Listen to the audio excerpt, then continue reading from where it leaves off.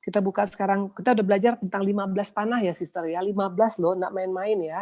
Mungkin ada yang bisa ulang satu, nggak usah sebut apa, cuman 1, 2, 3, 4, 5. Boleh nggak? Siapa 16 yang bisa? Ibu. Udah 16, oke. Berarti Udah ini 16. kalau udah 16 ya, oke ya. Jadi intinya itu kemarin saya baca Tina Puja itu bagus sekali, Fah ya. Dia bisa dia bikin dia rangkum bagus sekali. Makanya saya bilang, Tin, pakai terus ya. Kamu nanti bisa ngomong-ngomong sama Tuhan melalui tulisan kamu loh. Itu keren banget ya. Oke, sekarang kita buka 1 Samuel 24 ayat 3 sampai dengan 5. Ya. Ini ada 5 panah di sini ya. 1 Samuel 24 ayat 3 sampai dengan 5. Ya, ia sampai ke kandang-kandang. Ini Daud ya. Ia sampai ke kandang-kandang domba. 1 Samuel 24 ayat 3 sampai dengan 5. Ia sampai ke kandang-kandang domba di tepi jalan. Di sana ada gua dan Saul masuk ke dalamnya untuk membuang hajat. Tapi Daud dan orang-orangnya duduk di bagian belakang gua itu. Lalu berkatalah orang-orang itu kepada Daud. Perhatikan, lalu berkatalah orang-orangnya kepada Daud. Ya, ini orang-orang Daud ya, berarti orang kepercayaan Daud, orang yang sangat dekat pada Daud, orang jadi tangan kanan Daud ya. Telah tiba hari yang dikatakan Tuhan kepadamu, sesungguhnya aku menyerahkan musuhmu ke dalam tanganmu, maka perbuatlah padamu apa yang kau pandang baik. Maka Daud bangun, lalu motong punca jubah Saul dengan diam-diam. Kemudian berdebar-debarlah hati Daud karena ia telah memotong punca Saul. Lalu berkatalah ia kepada orangnya, dijauhkanlah Tuhan kiranya daripadaku untuk melakukan hal yang demikian kepada tuanku, kepada orang yang diurapi Tuhan, yakni menjamah dia, sebab dialah orang yang diurapi Tuhan. Wow. Ini saya baca ini, saya mendapatkan satu hal yang luar biasa. Nah sekarang buka 1 Tawari 26 ayat 22. Kenapa sampai Daud berkata seperti ini? Dijauhkan Tuhan aku untuk melakukan ini pada orang-orang yang diurapi Tuhan, yakni menjamah dia. Ya, 1 Tawari 26 ayat 22. Perhatikan. Jangan mengusik orang-orang yang kuurapi dan jangan berbuat jahat terhadap nabi-nabiku. Ini adalah pesan daripada Tuhan. Jangan coba-coba usik orang-orang yang kuurapi dan jangan berbuat jahat terhadap nabi-nabiku. Satu lagi buka Mazmur 105 ayat 15. 2 kali Tuhan ngomong yang sama. Jangan mengusik orang-orang yang kuurapi dan jangan berbuat jahat pada nabi-nabiku. Ini jelas adalah pesan Tuhan ya. Sister, ternyata kadang-kadang kita pikir masukan-masukan dari orang yang kita percaya ya. Ini kan orang-orang Daud yang ngomong dan dia pakai nama Tuhan loh, sister. Ya makanya di sini kita mesti betul-betul peka loh. Ya, kadang-kadang kita pikir orang kalau yang udah tahu firman, kalau orang yang mungkin kita punya orang lebih kita anggap lebih senior daripada kita, dia kasih masukan ya udah daripada kamu nanti misalnya ini ya nggak apa-apa lah bercerai bolehlah misalnya. Sorry to say, makanya harus kuat dalam firman. Please harus kuat dalam firman. Kalau enggak engkau bisa akan ditipu oleh si jahat. Karena iblis bisa pakai orang-orangnya Daud ya. Bayangkan ya Daud sampai kaget berdebar-debar jantung dia ya. Nah dikatakan artinya ini, jangan sampai kita sampai terkecoh. Si jahat itu luar biasa ya, dia bisa pakai orang-orang dekat dengan kita ya. Nah dikatakan Tuhan sudah beri kesempatan ya. Dikatakan begini, Tuhan sudah beri kesempatan pakai nama Tuhan lagi. Dia bilang, memang Tuhan sudah suruh, nah ini sudah waktunya yang kau pandang baik, silahkan aja, kau bunuh aja ya. Daud beraksi ya, tapi untung dia hanya potong punca jubah dan baru potong punca jubah itu dikatakan deg-degannya luar biasa. Nah ini bicara tentang apa? Kepekaan Daud yang luar biasa. Memang dia tergelincir, sempat tergelincir, tapi cepat dia sadar. Nah coba ingat tentang Tuhan Yesus, Matius 16 ayat 21 dan 24 ya. Matius 16 ayat 21 sampai dengan 24. Supaya di tempat ini jangan kita sampai kalau dengar masukan, kita pikir semua itu pasti daripada Tuhan. Apalagi kalau orangnya pakai nama Tuhan. Kalau makanya harus gali, sister, sekali lagi saya katakan, LBC ini adalah pilihan Tuhan. Ladies Bible Club. Ladies Bible apa? Kelas. Bible class. Ladies Bible Class. Memang di akhir zaman ini kalau kita tidak kuat dalam firman, engkau akan bisa gampang terkecoh. Karena iblis bisa pakai orang-orang di sekitar kita. Kesannya sepertinya orang itu peduli dengan kita. Kesannya seperti dia sayang sama kita. Seperti orang-orangnya Daud. Dia katakan, udah Tuhan yang suruh nih. Udah ini kesempatan. Memang Tuhan kasih kesempatan. Musuh udah kau datang. Tinggal gimana kau aja. Dan sangat wajar seorang Daud melakukan hal yang seperti itu. Karena depan matanya seorang Saul itu buang hajat. Artinya itu tinggal hajat sedikit saja itu ludas ya. Dan dia nggak akan capek lagi hidupnya, betul? Perhatikan Matius 16 ayat 21 dan 2 sampai 24. Sejak waktu itu Yesus mulai menyatakan kepada murid-muridnya bahwa ia harus pergi ke Yerusalem dan menanggung banyak penderitaan dari pihak tua-tua, imam-imam kepala dan ahli-ahli Taurat. Lalu dibunuh dan dibangkitkan pada hari ketiga. Nah, Yesus ngomong, nanti saya akan mati dan akan bangkit hari ketiga. Perhatikan. Tetapi Petrus adalah orang yang paling dekat dengan Tuhan, kesayangannya Yesus. Tapi Petrus menarik Yesus ke samping dan menegur dia, katanya, perhatikan, Tuhan, Kiranya Allah menjauhkan hal itu. Hal ini sekali-kali takkan menimpa engkau. Wow, kesannya pembela total habis, betul. Dia bilang, nggak mungkin Tuhan, nggak mungkin kau mati, nggak mungkin, nggak boleh itu, nggak boleh terjadi. Nah, ini sepertinya Petrus ini adalah pembela yang pol habis kepada Yesus. Perhatikan apa kata Yesus. Maka Yesus berpaling dan berkata pada Petrus, enyahlah iblis, engkau satu batu sandungan bagiku. Sebab engkau bukan memikirkan apa yang dipikirkan Allah, melainkan apa yang dipikirkan manusia. Fakta. Orang yang dekat dengan kita kadang-kadang bisa kasih masukan yang salah, sister. Makanya kalau engkau tidak dekat dengan Tuhan, engkau tidak suka menggali firman Tuhan, kita pikir itu betul. Kita pikir itu benar. Ya memang iya sih, kayak kelihatannya sih memang sesuai dengan firman. Ya wajar-wajar aja Bu Indri seperti itu ya. Yesus peka banget ya. Daud tergelincir sedikit ya dengan mengiyakan kata orang-orangnya walaupun hanya memotong punca jubah ya, nggak membunuh ya. Memang itu kesannya dosa sepele, tapi yang luar biasa sister, dikatakan sesepele apapun. Untung Daud itu ingat tentang Tawarikh dan Mazmur tadi. Jangan mengusik hamba-hambaku. Jangan mengusik orang yang diurapi. Maka sister, kalau kita ada mendengar tentang hamba Tuhan, mungkin ada hamba Tuhan yang jatuh, sister. Please, jangan gosipin mereka. Ya, apapun mungkin Bu Indri mungkin punya kesalahan. Ya, orang-orang yang sudah dipercayakan Tuhan, yang dipakai oleh Tuhan ya, dan kita juga termasuk orang-orang yang dipakai oleh Tuhan ya, LBC. Jangan ada saling menggosip. Ya, karena Tuhan pembela bagi orang-orang yang Dia pilih. Ya, itu akan terjadi dan ini sedang terjadi. Ingat waktu seorang Miriam mengusik seorang Musa. Betul tahu ceritanya ya. Dia bilang, wah Musa, dia mengata-ngatai Musa. Musa kawin sama perempuan Kus. Memang betul, Musa melakukan kesalahan. Siapa sih yang nggak bisa melakukan kesalahan? Nah apa yang terjadi? Miriam kena kusta. Sampai Musa berdoa, baru kustanya hilang loh sister. Nah ini peringatan bagi setiap kita ya. Dan yang kedua, jangan anggap enteng. Seringkali kadang-kadang dipakai orang-orang yang dekat dengan kita, tapi itu bisa membuat kita. Contoh saya mau kasih kesaksian. Waktu dalam keadaan Pak Ari di dalam. Waktu dalam keadaan Pak Ari masuk ke dalam penjara ya. Nah itu saya lagi hamil ya. Nah itu apa kata keluarga saya? Ini keluarga sendiri loh bilang, kenapa nggak cerai aja? Mumpung kau masih umur 30 tahun, udah kau cerai pulang ke Medan. Nanti gimana dipikirkan lagi? Saya mau tanya, yang ngomong ini adalah kakak-kakak saya yang tahu kebenaran loh sister. Kalau waktu saya ikut, bagaimana kehidupan saya? Nggak mungkin kita nggak ketemu dengan LBC hari ini. Nah sering kali kita anggap orang tuh sayang sama gua maka dia ngomong gitu. Please lah, kalau dia sayang sama kita, yang diomong itu pasti sesuai dengan firman. Bukan apa kata hati mereka. Ingat itu, siapapun kalau kasih masukan kepada kita, kalau itu tidak sesuai dengan firman, jangan telan bulat-bulat. Makanya harus peka sister ya. Nah Daud ini so luar biasa dengan kepekaannya ya. Satu lagi kita buka, 2 Samuel 24 ayat 1 ya. Dia sangat peka. Ini yang membuat makanya Daud bisa berjalan bersama dengan Tuhan sampai matinya sister. Memang pernah salah, pernah orang benar dikatakan bisa jatuh sampai dengan tapi tidak sampai tergeletak. Ingat ya, jadi jangan pernah pikir orang yang sudah ikut Tuhan nggak bisa kepleset. Bisa kepleset. Hanya bedanya karena kepekaannya tinggi, dia bisa cepat balik kepada Tuhan. 2 Samuel 24 ayat 1. Bangkitlah pula murka Tuhan terhadap orang Israel ya. Nah, perhatikan. Ia menghasut Daud ya.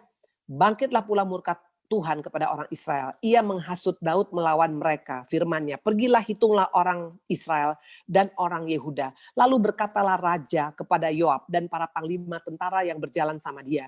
Jelajahilah segenap suku Israel dari Dan sampai Beersheba. Adakanlah pendaftaran di antara rakyat supaya aku tahu berjumlah mereka. Sister, apa yang salah dengan ini? Nggak ada yang salah dengan Daud, betul? Dikatakan dia hanya suruh hitung. Ada yang salah. Daud mulai mengandalkan kekuatan dia. Daud mulai merasa dia, aku hebat karena panglimaku hebat. Aku hebat karena aku pintar. Sister, hati-hati. Dalam hati saja kita merasa kita sudah berbuat sesuatu yang baik. Itu kita sudah berdosa loh di depan Tuhan. Udah mulai merasa, ini karena usaha gua, makanya gua berhasil. Ini karena doa gua, makanya Tuhan jawab masalahku. Ini karena aku punya kebaikan. Nah waktu kita mulai seperti itu, mulai menghitung-hitung kita punya kekuatan, menghitung kita punya kebaikan, menghitung kita punya pasukan. Ini sangat tidak berkenan di depan Tuhan. Nah dikatakan dosa sombong, mulai mengandalkan Daud. Ya, perhatikan ayat 9 sampai dengan 10. Ya, ayat 9 sampai dengan 10. Lalu Joab memberitahukan kepada raja hasil pendaftaran rakyat. Orang Israel ada 800.000 orang perangnya yang dapat memegang pedang. Dan orang Yehuda ada 500.000. Perhatikan. Tetapi berdebar-debarlah hati Daud setelah ia menghitung rakyat. Lalu berkatalah Daud pada Tuhan, aku telah sangat berdosa karena melakukan hal ini. Maka sekarangnya Tuhan jauhkanlah kiranya kesalahan hambamu sebab perbuatanku ini sangat bodoh. Ini Daud. Sekecil apapun yang Daud lakukan itu bisa peka loh sis. Pertanyaan sekarang bagaimana dengan kita? Daud memang bisa salah, tapi cepat dia sadar. Yang bahaya, kita sudah salah, tapi kita anggap itu biasa-biasa. Nah, iblis takut sekali dengan orang seperti Daud ini. Karena apa? Karena salah bisa cepat kembali dan sama Tuhan diadakan apa? Ya dosa semerah kermiji pun bisa jadi putih seperti salju. Tuhan bukan nggak tahu kelemahan kita hanya daging, sister. Kita bisa salah, kita bisa terlincir. Tapi yang luar biasa, kalau seorang yang sangat peka kepada Tuhan, itu dikatakan dia cepat berbalik, nggak tinggal dalam dosa, nggak menikmati dosa. Dia berdebar-debar. Nah, pertanyaan sekarang bagaimana dengan kita? Waktu kita melakukan kesalahan, ada nggak debar-debar, deg-degan, atau biasa-biasa? Waktu kita ngomongin orang, waktu kita nipu orang, waktu kita mungkin melakukan hal yang tidak menyenangkan suami kita, atau mungkin kita melakukan hal yang tidak baik dalam pelayanan kita, atau mungkin motivasi kita udah nggak benar, ada nggak deg-degan dalam kita? Nah, waktu kita sudah mulai nggak deg-degan, sister, jangan anggap enteng ya. Ini berarti kita sudah mulai apa yang dikatakan sudah mulai tidak peka dengan suara Tuhan lagi. Nah, coba kita buka ya, kita buka lagi di sini ya. Pertanyaan saya sekarang, Daud peka dan dia bisa berjalan dengan Tuhan, ya, walaupun dia melakukan kesalahan, cepat minta ampun, ya.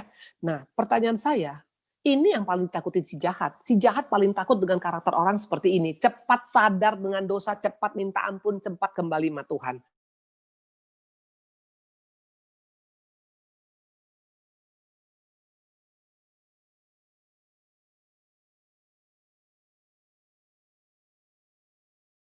Nah, iblis itu, ya, dia itu pribadi yang sangat-sangat licik, super duper licik. Dia tahu ternyata dikatakan kalau si Daud ini peka banget ini ya. Ini peka banget ya.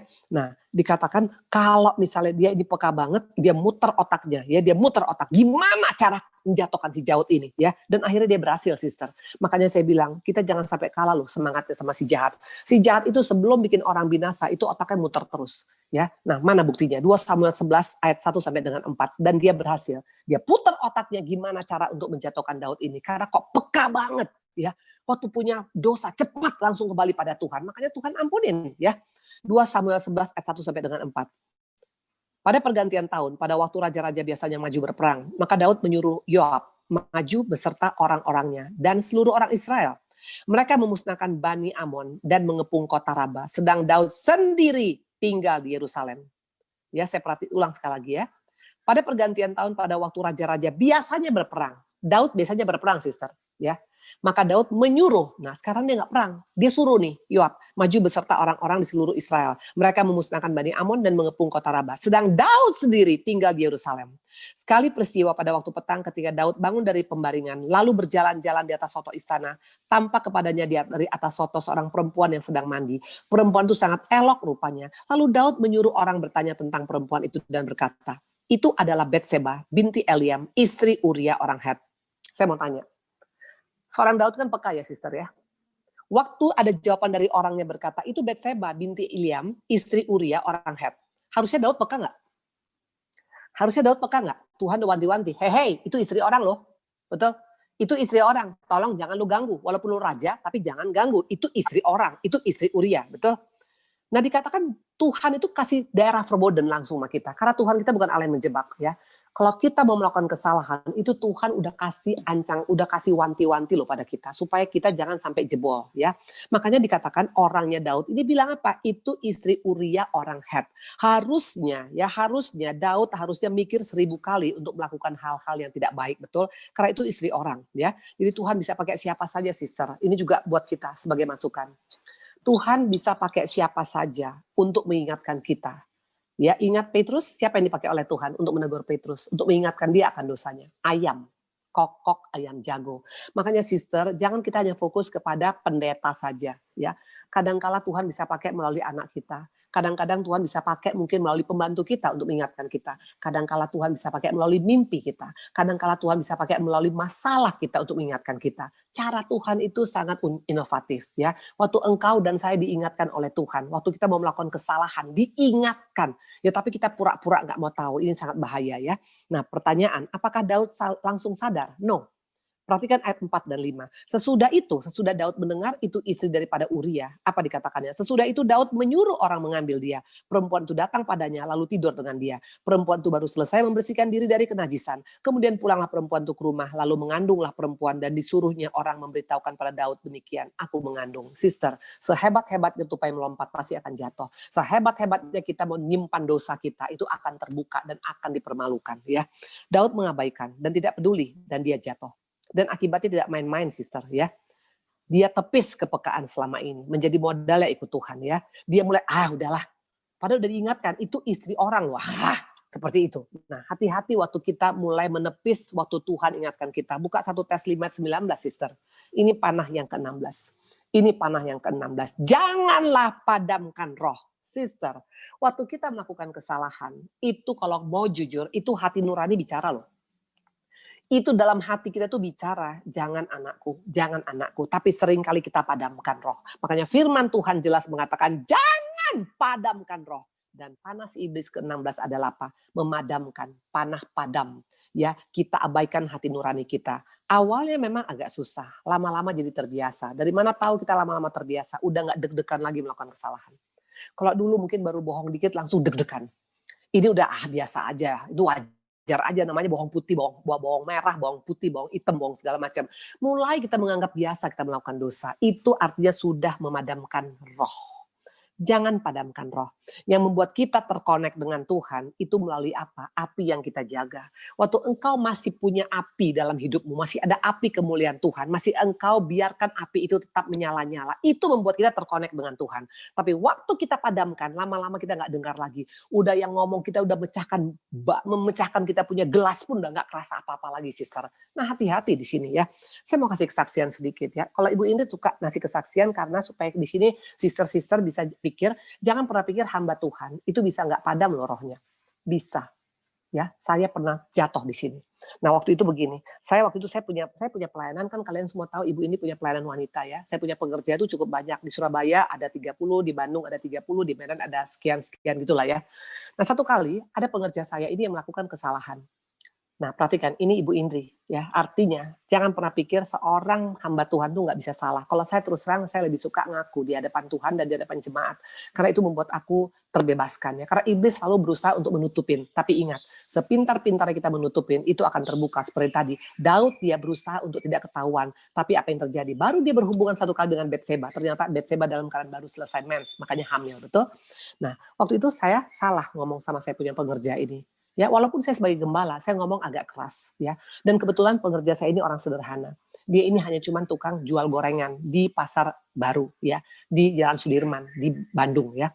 Nah, rupanya dia sangat tersinggung, dia sangat sedih, dia sangat kecewa, dia sangat sedih dan dia sangat terpukul. Nah, dia marah sekali. Nah, waktu itu saya nggak sadar loh, sister. Saya nggak sadar berkata yang sangat menusuk hati dia. Padahal saya seorang Indri Pardede, seorang yang sudah melayani Tuhan, ternyata bisa salah.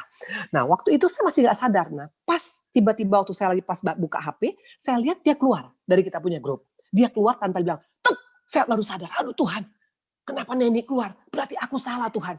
Itu saya betul-betul langsung saya telepon dia. Dia nggak mau terima telepon, sister. Saya telepon, saya WhatsApp, dia nggak mau terima telepon. Akhirnya saya minta tolong sama pekerja yang lain. Tolong bilang sama Neni, saya pengen ngomong sama dia. Itu saya betul-betul gak duk seperti itu. Nah, tuh akhirnya saya telepon, akhirnya dia mau ngangkat. Baru saya telepon dia, saya bilang, Nen, ibu jahat. Ibu jahat, ibu bukan hamba Tuhan, ibu jahat. Neni, saya salah, saya minta maaf. Itu kita nangis-nangisan dua-dua. Saya bilang, maafkan saya Neni, maafkan. Ibu memang nggak boleh ngomong gitu. Ibu jahat, ibu harusnya nggak boleh menyakiti hati engkau. Ya walaupun mungkin Neni punya salah, tetap saya sebagai seorang wanita, sebagai seorang gembala, sebagai seorang ibu, nggak boleh ngomong seperti itu. Saya minta maaf, sampai saya bilang, Neni saya boleh nggak ke rumah? Enggak, saya nggak mau terima ibu. Nah akhirnya saya bilang, tolong Neni, saya nangis. Jadi kita dua-duanya nangis-nangisan di itu. Nah, akhirnya dia bilang apa? Terakhir dia bilang, ya udah ibu, saya maafin ibu. Neni terima kasih, kamu berhati mulia, engkau adalah baik sekali. Karena saya tahu sebelum Neni ngampunin saya nggak akan pernah diampuni oleh Tuhan. Ya, itu saya minta maaf, saya bilang terima kasih Tuhan. Nah, apa yang terjadi? Nah, akhirnya yang terjadi, nggak lama kemudian sudah kami minta maaf. Saya bilang, Nen, mau nggak ikut temenin Ibu Indri sebagai pendoa Ibu Indri? Kalau nggak salah saya bawa waktu kalau nggak salah ke LBC. Nah, akhirnya dia ikut jadi pendoa saya. Nah, waktu di mana-mana saya pelayanan itu saya sampaikan, saya bilang, Nen, kamu ikut nanti.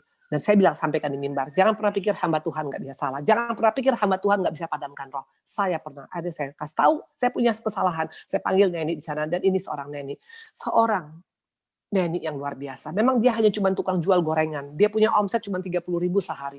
Ya, Indri yang dikenal sebagai orang yang dikenal di mana-mana, tapi ternyata aku bisa melukai hati Tuhan. Waktu saya membuat dia terluka, ya, itu sama dengan melukai hati Tuhan. Nah, tapi waktu saya diampuni oleh dia dan dia mengampuni saya, sekarang dia adalah pendoa saya yang paling luar biasa. Makanya hari ini sister, jangan main-main dengan memadamkan roh. Waktu kita melakukan hal yang tidak baik, kita nggak kerasa apa-apa. Itu tanda-tanda yang tidak baik. Saya bersyukur saya masih punya roh Tuhan. Saya masih bersyukur masih ada deg-degannya. Nah sister, waktu engkau tidak ada deg-degan lagi, engkau maki, engkau marah-marah sama suami, gak ada deg-degan. Kita misalnya kasar sama orang, gak ada deg-degan. Kita pinjam uang, gak bayar utang kita. Ya, atau kita sekarang menipu sana sini, gak ada deg-degan. Please, please, please. Ini namanya yang terhilang dalam pelayanan.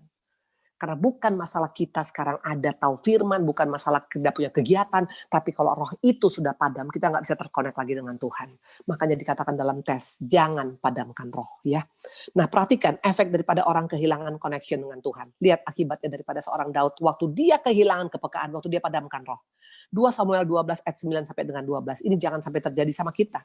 Mengapa engkau menghina Tuhan, kata Natan, ya. Ini seorang hamba Tuhan sederhana, dengan melakukan apa yang jahat di matanya. Uria orang Het kau biarkan ditewaskan dengan pedang, istrinya kau ambil menjadi istrimu, dan dia sendiri telah kau biarkan dibunuh oleh pedang Bani Amon, ya. 2 Samuel 12 ayat 9 sampai dengan 12.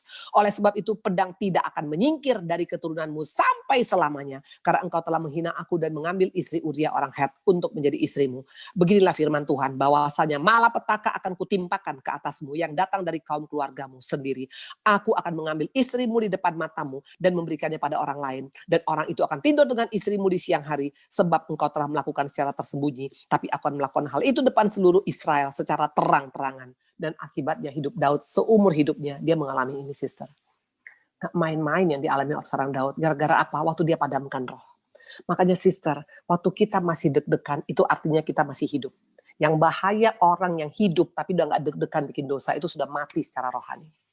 Bagaimana dengan kita? Jadi dikatakan tadi, ya, iblis pakai panah apa yang pertama, ya? Nanti kita lihat panah yang namanya padam. Padam roh. Sister, gampang mengujinya. Waktu kita melakukan hal yang tidak menyenangkan, ada nggak deg-degan? Kalau sudah nggak deg-degan, itu berarti kita sudah mulai padam roh Tuhan dalam hidup kita. Cepat minta, Tuhan, minta kembalikan rohmu padaku Tuhan. Aku mau terkonek dengan engkau Tuhan. Sama Tuhan very simple, sister. Itu yang pertama, ya. Yang ke-16. Yang ke-16 ya, Sarah? Kalau di saya 17, ya? Ibu. Oke, yang ke-17 ya. Oke, sayangku.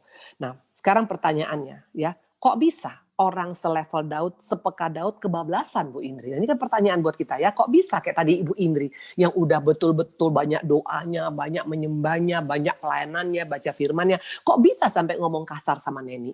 Ya. Nah, ini nggak usah ngomong jauh-jauh, nggak usah ngomong orang lain, Ibu Indri aja, ya. Nah, jawabannya gini, sederhana. Iblis itu memang harus diakui kegigihannya. Iblis itu harus diakui, dia tahu Daud sangat peka dengan perintah Tuhan, sangat tidak mau sampai kebablasan. Makanya iblis cari celah yang lain. Dia tahu nih, Daud kalau bikin kesalahan cepat minta ampun sama Tuhan. Daud ini punya apa tuh namanya, dia ini punya, kalau dia punya masalah juga, ini sangat nggak main-main. Coba lihat ya, Mazmur 119 ayat 8. Waktu Daud punya masalah, perhatikan. Waktu Daud punya masalah, ya. Aku akan berpegang pada ketetapan-ketetapanmu. Jangan tinggalkan aku sama sekali. Waktu Daud punya masalah, sister, waktu dia dikejar-kejar oleh Saul, itu nempel sama Tuhan luar biasa. Nempel abis, makanya pekanya pun abis, ya. Mazmur 143 ayat 6. Mazmur 143 ayat 6. Ya, ini kata Daud juga. Aku menadahkan tanganku ke atasmu, jiwaku haus padamu seperti tanah yang tandus. Jelas. Waktu Daud punya masalah, sister, itu nempel sama Tuhan luar biasa. Bahkan dia pernah berkata 7 kali sehari aku masuk dalam hadirat Tuhan, betul. Bahkan dia katakan lebih baik 1 hari di rumah Tuhan daripada 1000 hari di rumah orang fasik. Artinya Daud nempel habis sama Tuhan waktu dia punya masalah. Iblis tahu nih. Makanya iblis pikir, oh si Daud ini, kalau dia punya masalah gak bisa diganggu. Makin nempel dia sama Tuhan. Tapi iblis, bukan iblis namanya. Dia tahu, oke, mungkin engkau bisa nggak bisa aku dapat waktu lagi punya masalah. Tapi kapan iblis masuk? Waktu Daud mengalami kesuksesan. Hati-hati yang namanya comfort zone, sister.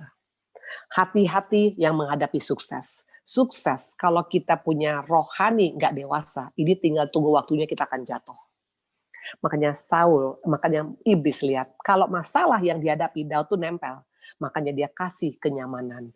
Dia kasih Daud keberhasilan. Makanya dia mulai menikmati keberhasilannya. Ingat, waktu semua berperang, waktu semua masih ada doa puasa. Daud udah gak doa puasa lagi, sister, brother. Ya, sister. Kenapa? Dia udah merasa sudah nyaman.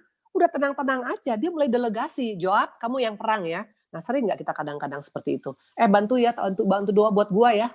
Pernah nggak dengar orang ngomong gitu? Bantu doa buat gue ya, nanti firmannya apa? Nanti kasih tahu sama gue aja ya, gue nggak sempet hari Minggu ke gereja, nanti kasih tahu aja ya apa pesan Tuhan. Hati-hati dengan namanya panah nitip.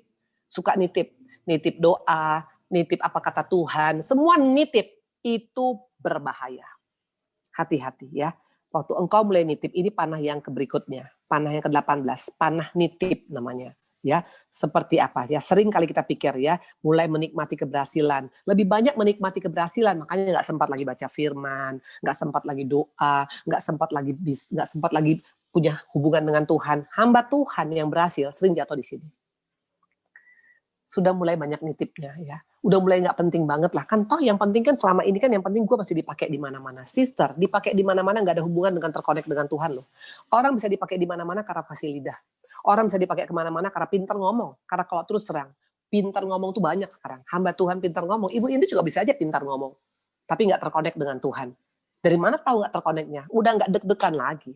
Melakukan kesalahan nggak deg-degan lagi. Motivasi nggak benar udah deg-degan lagi. Udah mulai cari PK yang besar nggak deg-degan lagi. Itu sudah terhilang dalam pelayanan.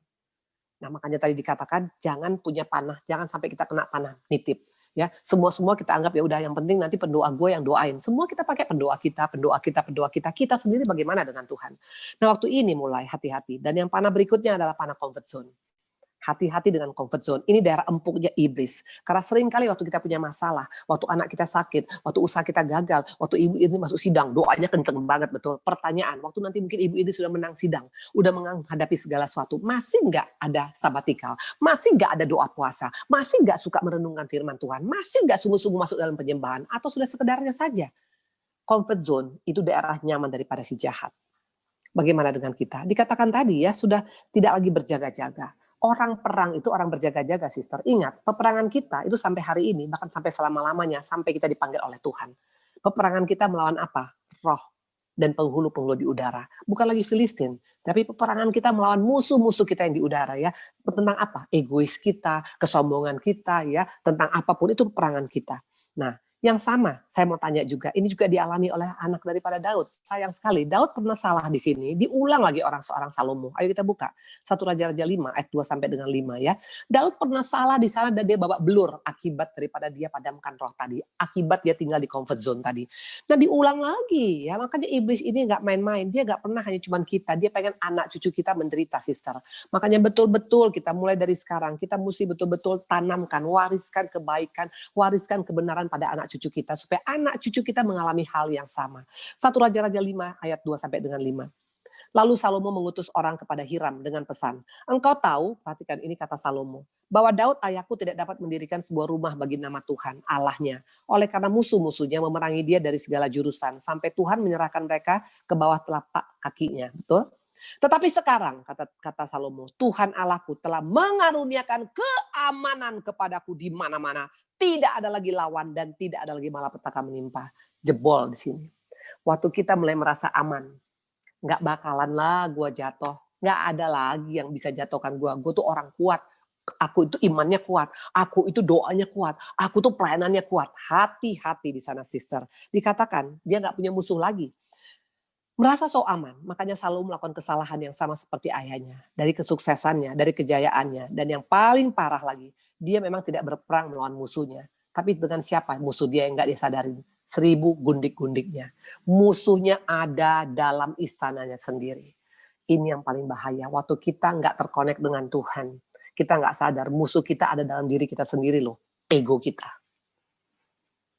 harga diri kita, gengsi kita, keras kepala kita, maunya kita, keinginan kita, itu semua musuh. Dikatakan, Salomo pikir musuh itu hanya Filistin. Makanya saya bilang iblis itu licik luar biasa. Dia bisa ubah, ya, dia bisa ubah musuh-musuh kita. Kita pikir musuh kita hanya orang yang mungkin pakai jenggot ya, yang pakai pedang. Enggak, yang kesannya baik, yang mendayu-dayu itu juga bisa jadi musuh kita loh. Tawaran-tawaran si jatuh nggak main-main, ya. Nah, dikatakan coba lihat ya. Salomo dibuat terbuai. Dia nggak sadar musuhnya siapa. Buka musuhnya siapa? 1 Raja-Raja 11 ayat 1 sampai dengan 3. Ini musuh Salomo, bukan Filistin lagi musuhnya. Makanya iblis tuh up to date ya. Dia tahu nih perkembangan zaman. Kalau zaman dulu ngadapin orang Kristen mesti ini nih musuhnya. Kalau sekarang dia ikutin perkembangan zaman. Sementara kita kadang-kadang masih gaptek ya sister ya. Betul ya?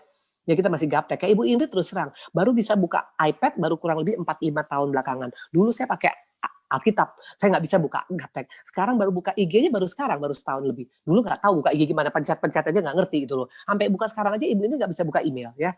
Makanya mesti belajar ya. Iblis gak gaptek. Orang Kristen banyak gaptek ya. 1 Raja-Raja 11 ayat 1 sampai dengan 3. Adapun Raja Salomo mencintai banyak perempuan asing. Di samping anak Firaun, ia mencintai perempuan Moab, Amon, Edom, Sidon, dan Het. Padahal tentang bangsa-bangsa itu Tuhan telah berfirman pada Israel, jangan kamu bergaul dengan mereka. Dan mereka pun jangan bergaul dengan kamu. Sebab sesungguhnya mereka akan mencondongkan hatimu kepada Allah-Allah mereka. Hati Salomo telah terpaut pada mereka dengan cinta. Sister, maka jangan merasa diri kuat. Jangan merasa diri kuat. Salomo ini overconfident. Panah iblis yang berikutnya adalah apa? Merasa diri kuat. Gak mungkin gue jatuh. Gue kan anak Tuhan.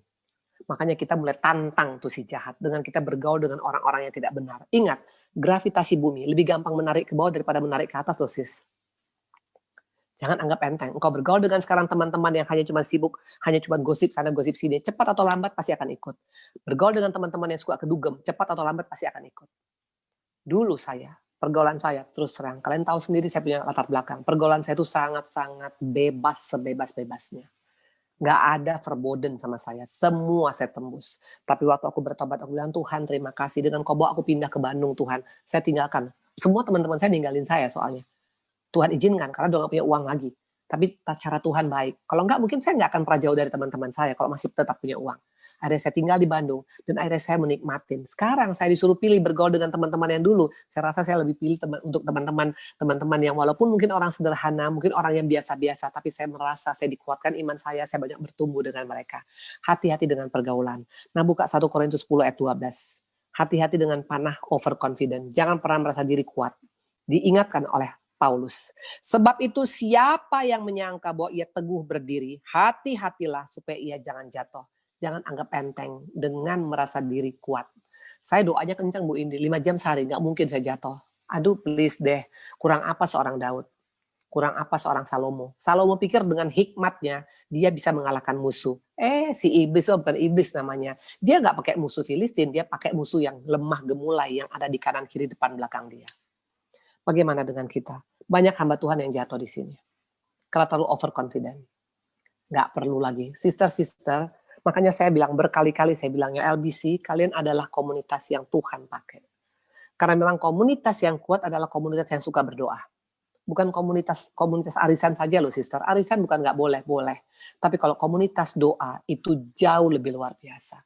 Makanya sekarang Tina, saya percaya kita berdoa di sini semua buat Tina, dia akan kuat dan Daryl pasti akan Tuhan tolong. Itulah gunanya komunitas doa. Ya, makanya jangan bergaul dengan yang membuat engkau semakin jatuh. Karena dikatakan siapa yang menyangka bahwa ia berdiri teguh, hati-hati supaya jangan jatuh. Salomo jatuh. Daud jatuh. Ya, jadi panah yang berikutnya tadi adalah panah overconfidence ya, dan banyak hamba Tuhan jatuh di sini. Ciri orang yang overconfidence adalah apa? Terlalu menikmati comfort zone. Nggak apa-apa dia sekali-sekali nggak doa puasa ya, kenapa juga ya, sekali-sekali nggak ikut baca, sekali-sekali nggak baca firman ya wajar-wajar aja. Nah mulai semuanya dianggap biasa-biasa aja. Yang kedua, merasa diri oke. Merasa diri oke. Yang ketiga, mulai berkurang bergantungnya sama Tuhan. Doanya pun kadang-kadang ingat, kadang-kadang enggak. Ya, karena merasa nggak perlu pakai Tuhan juga gue oke-oke aja. Karena merasa diri kuat, hati-hati. Kekuatan kita bukan karena hebatnya kita, tapi waktu kita terkonek dengan Tuhan, di sana kita punya kekuatan. Ya, nah ini pintu kehancuran daripada Salomo. Coba kita lihat kehancuran daripada Salomo. 1 Raja-Raja 11 ayat 4 sampai dengan 6. Sebab pada waktu Salomo sudah tua, nah perhatikan ya. Waktu awal masih muda mungkin dia masih bisa. Tapi satu saat kita akan makin menurun. Kita punya kemampuan, kita punya kesehatan, kita punya keberadaan ya. Istrinya mencondongkan hatinya pada Allah-Allah lain. Sehingga ia tidak lagi dengan sepenuh hati berpaut pada Tuhan Allahnya seperti Daud. Demikianlah Salomo mengikuti Asitoret, dewi orang Sidon. Mengikuti Milkom, dewi kejijikan, sembahan orang Amon. Dan Salomo melakukan apa yang jahat di mata Tuhan. Dan tidak lagi dengan sepenuh hati mengikuti Tuhan seperti ayah Daud. Sister, Nggak dibilang loh dia meninggalkan Kristen, nggak dibilang loh kita meninggalkan pelayanan, nggak, masih loh, tapi udah nggak sepenuh hati. Artinya, nggak sepenuh hati itu sama dengan sudah meninggalkan. Jadi jangan anggap enteng. Kita nggak bisa bermain di dua perahu. Satu di perahu Tuhan, satu di perahu si jahat. Nggak bisa. Waktu engkau udah mulai setengah, mendua hati, kita nggak dapat apa-apa. Makanya harus ada keputusan di akhir zaman ini. Mau ikut siapa kita? Ikut perahu siapa kita? Ya. Dan juga Daud kita tadi lihat, dia jebol. Karena apa? Dia memadamkan roh. Betul? Makanya dia nggak peka lagi. Dia tepis. Ada suara hati nurani yang berkata, jangan. Itu istri orang. Itu apa sih? Lu tahu apa sih? Nah, hati-hati dengan seperti itu. Waktu kita diingatkan Roh Kudus, jangan cepat-cepat engkau berkata, sudahlah, udahlah, minggirlah. Jangan. Waktu engkau masih debar-debar, itu berarti kita masih terkonek dengan Tuhan. Waktu engkau sudah mulai kurang debar-debar, itu artinya sudah kurang konek. Cepat kembali kepada Tuhan. Panah yang terakhir adalah panah apa? Satu lagi yang membuat, kenapa bisa gampang sekali Daud jatuh? Iblis pakai panah yang ini, sister. Buka 1 Samuel 24 ayat 4 tadi. Ya, kenapa sampai seorang Daud bisa jatuh? Pertama tadi adalah karena tidak terkonek dengan Tuhan. Betul? Yang kedua, 1 Samuel 24 ayat 4. Lalu berkatalah orang-orangnya kepada Daud, telah tiba hari yang dikatakan Tuhan padamu. Sesungguhnya aku menyerahkan musuhmu ke dalam tanganmu. Maka perbuatlah padanya apa yang kau pandang baik. Ini masukan daripada orang-orang Daud. Perhatikan ayat berikutnya. Maka Daud bangun lalu motong punca jubah Saul dengan diam-diam. Dengar ya. Dia dengar omongan orang-orangnya. Dan ayat berikutnya apa? Maka.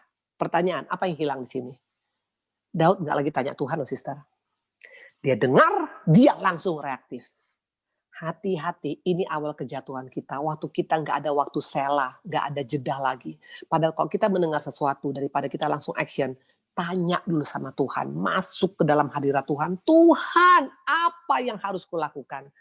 Itu yang bisa menolong kita untuk tidak sampai jatuh, sampai tergeletak. Daud langsung bergerak. Dia dengar masukan, dia pikir betul itu daripada Tuhan. Makanya saya lagi bilang, minta selalu konfirmasi daripada Tuhan. Karena kita punya roh yang bisa menguji setiap perkataan, setiap nubuatan. Sister, saya kasih masukan ya. Jangan terlalu percaya langsung nubuatan-nubuatan. Hamba Tuhan siapapun yang menubuatkan engkau, uji setiap nubuatan yang diberikan. Jangan langsung bilang, oh ya Tuhan bilang saya begini segala macam. Kenapa mesti tanya ini hamba Tuhan? Dari Tuhan pun kita bisa tahu bahwa Tuhan mau pakai setiap kita untuk menjadi wanita yang luar biasa di mata Tuhan. Ya, sering kali kadang-kadang orang banyak ngeroh. Ya, hati-hati dengan banyak ngeroh. Karena bukan saya bilang salah dengan roh. Nggak ada yang salah dengan roh Tuhan. Tapi mulai ngeroh. Bahkan ada sampai mendukunkan pendeta. Dia tanya sama pendeta, Pak, Bu pendeta, Ibu dapat apa dari Tuhan untuk saya? Please deh. Ya, itu jangan, itu bukan daripada Tuhan, sister ya. Kita harus tanya, engkau dapat sesuatu, ada nubuatan, uji lagi. Betul nggak daripada Tuhan? Supaya kita nggak telan bulat-bulat apapun masukan padamu. Nah Daud katanya langsung tadi telan, maka ya akhirnya jebol. Nah ingat kejatuhan daripada Elia, seorang hamba Tuhan yang luar biasa yang bisa menurunkan api dari surga. Coba perhatikan. Dia menurunkan api dari surga, bahkan dia bisa membunuh 400 Nabi Baal loh. Ini orang yang luar biasa. 1 Raja-Raja 19 ayat 1 sampai dengan 3. Ini Elia loh, ini bukan Daud, ini Elia, hamba Tuhan yang luar biasa.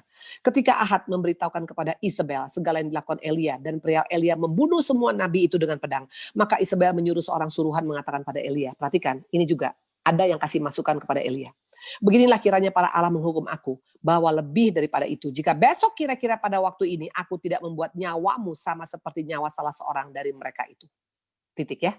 Maka takutlah ia lalu bangkit dan pergi menyelamatkan nyawa, dan setelah sampai ke Beersheba yang termasuk wilayah Yehuda, ia meninggalkan bujangnya di sana. Perhatikan, gak ada jeda loh. Elia mendengar, langsung action, langsung reaktif. Padahal kan harusnya antara mendengar dan beraction itu harusnya ada tanya Tuhan dulu. Elia lupa tanya sama Tuhan. Dia langsung panik, langsung buru-buru, langsung cepat-cepat. Nah ini panah yang paling dipakai oleh si jahat. Ini panah apa? Panah reaktif, panah cepat-cepat, panah buru-buru. Please, di Alkitab itu ada kurang lebih 70 kata sela. Sela itu artinya pause, sister. Ada waktu jeda. Dengar berita tidak enak, daripada engkau reaksi, mendingan engkau datang kaki Tuhan. Datang nangis pada Tuhan, aku mendengar ini Tuhan, apa yang harus kulakukan Tuhan, ngomong sama aku Tuhan. Itu yang benar. Jangan langsung action. Dikatakan tadi, coba kita lihat akibatnya. Akibat daripada orang yang langsung action tanpa tanya lagi Tuhan. Ayat 4. Tapi ia sendiri masuk ke padang gurun sehari perjalanan jauhnya, lalu duduk di bawah sebuah pohon arar. Kemudian ia ingin mati, katanya, cukuplah itu sekarang ya Tuhan, ambillah nyawaku, sebab aku ini tidak lebih baik daripada nenek moyangku. Nggak main-main loh sister, seorang yang besar, yang hebat, bisa sampai ketakutan luar biasa. Hanya gara-gara seorang perempuan yang ngomong. Kenapa bisa? Karena dia nggak kasih spare buat Tuhan ngomong. Dia nggak kasih waktu jedah untuk Tuhan. Dia nggak ada kasih waktu sela dengan Tuhan. Sister, banyak ambil saat teduh di akhir zaman ini. Saat teduh untuk ngomong dengan Tuhan. Apapun yang kau dengar berita, ambil waktu untuk ngomong dengan Tuhan. Tuhan, apa yang harus saya lakukan Tuhan? Elia reaktif. Bukan mencari petunjuk Tuhan dulu. Buru-buru. Ini namanya buru-buru.com. Ya, dikatakan tadi juga Daud. Dia dengar orang-orang bilang, pas banget ini, udah cocok ini, udah memang Tuhan yang kasih, sikat aja dia. Dia cepat-cepat langsung bikin pontong pun jajubah, buru-buru. Waktu Sela itu yang paling ditakuti oleh si jahat. Karena Sela bicara tentang saat teduh. Sela berbicara tentang waktu berdiam diri. Sela berbicara mau mendengar suara Tuhan. Dan kekuatan kita di Yesaya, ingat ya, dikatakan waktu engkau diam dan tenang, di sana letak kekuatan kita, tapi engkau enggan melakukannya. Hari ini sebagai firman Tuhan dikatakan. Coba kita buka 1 Petrus 4 ayat 7. Ini Paulus yang berbicara. Kesudahan segala sesuatu sudah dekat. Karena itu kuasailah dirimu dan jadilah tenang supaya kamu dapat berdoa. Kasih space buat Tuhan. Diam dulu. Jangan datang pada Tuhan langsung minta sana, minta sini, menjerit-jerit sana. Jangan. Diam dulu. Saat teduh diam. Dengar suara Tuhan. Karena suara Tuhan tuh kadang-kadang gak bicara di angin loh. Gak bicara di badai, gak bicara di hujan. Tapi dia bicara sangat lembut. Hari ini dikatakan. Yesaya 30 ayat 15. Kita buka sebagai ayat terakhir. Sebab beginilah firman Tuhan Allah yang Maha Kudus, Allah Israel. Dengan bertobat dan dengan tinggal diam, kamu akan diselamatkan. Dalam tinggal tenang dan percaya terletak kekuatanmu, tapi kamu enggan. Kekuatan kita ternyata dalam ketenangan kita. Kekuatan kita ternyata dalam percayanya kita. Waktu kita percaya dan tenang, di sana kekuatan kita. Hanya dikatakan firman, tapi kamu enggan. Kita nggak mau lakukan itu. Kita lebih sibuk dengan reaktif langsung. Kita lebih sibuk tanya kanan kiri depan belakang. Engkau tanya kanan kiri depan belakang nggak akan buat kita mengalami kemenangan. Tapi kita duduk di kaki Tuhan. Ambil waktu, sela, pos. Dikatakan di Alkitab, di Mazmur ada 70 kata sela. Artinya Daud selalu ambil waktu. Cuman sekali itu yang Daud jebol. Dia nggak nanya lagi sama Tuhan. Karena terlalu langsung dia sangat emosi. Waktu dia lihat juga seorang Batseba nggak lagi nanya Tuhan. Ya, padahal dia nanya sama orang. Itu orang siapa? Padahal kan dia tinggal tanya sama Tuhan. Tuhan, ini perempuan apakah untuk saya? Kan Tuhan langsung jawab pasti. Itu istri orang, jangan. Tapi seringkali kita lebih suka tanya sama orang. Pada jawaban manusia, jawaban pendeta belum tentu. Tapi jawaban Tuhan pasti yang terbaik. Jadi katakan ada 5 panah. Panah padam. Ya, jangan padamkan roh. Panah nitip ya. Kita menganggap diri ya udah tolong bantu doa ya, tolong doain gua ya, please ya. Bukan nggak boleh, tapi kita juga harus berdoa sendiri karena Tuhan mau kita secara pribadi dengan dia. Panah berikutnya adalah comfort zone, hati-hati. Sudah merasa nggak terlalu penting lagi ibadah, nggak terlalu ikut doa-doa puasa yang usah-usah juga lah ya gitu. Yang berikutnya panah overconfidence, merasa diri kuat. Hati-hati, waktu kita kuat kita sudah jatuh. Dan yang terakhir panah reaktif, cepat-cepat, buru-buru, nggak ada waktu jeda untuk mendengar suara Tuhan. Tuhan berkati.